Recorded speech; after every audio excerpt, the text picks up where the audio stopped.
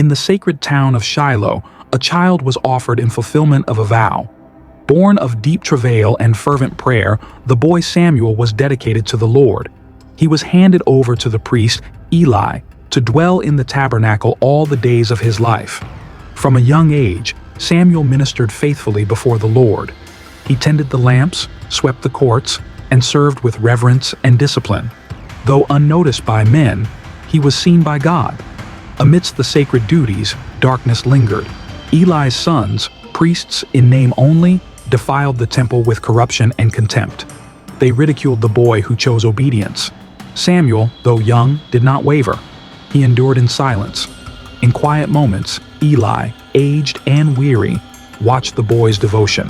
He recognized the hand of God upon him, and he reminded the child whose he was and to whom he belonged. Then, in the stillness of night, a voice pierced the veil of slumber. The voice of the Lord called Samuel by name, not once, but 3 times.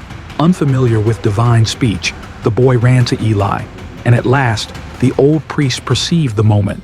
It was the Lord. The Lord returned, and the word he spoke to the boy was weighty, a word of judgment, a declaration of justice. The sins of Eli's house had reached their end. The child who once served quietly now bore a message that would shake a nation. At dawn, Samuel stood before Eli and delivered what he had heard. He held nothing back. He feared no man. And the truth of the Lord was spoken, even when it cut deep. Samuel grew, and the Lord was with him. None of his words fell to the ground.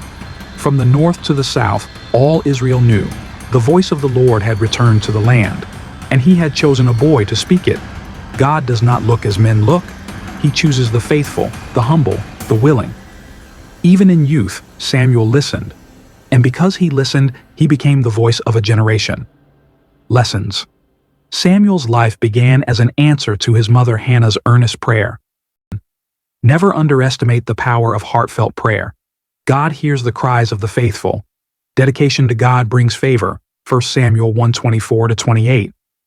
Hannah dedicated Samuel to serve in the house of the Lord, and he grew in favor with God and man. Lesson.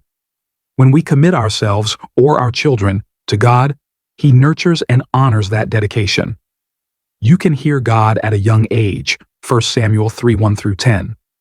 Samuel heard God's voice as a child, even when the word of the Lord was rare. Lesson. Age is not a barrier to spiritual sensitivity. Children can hear from God too.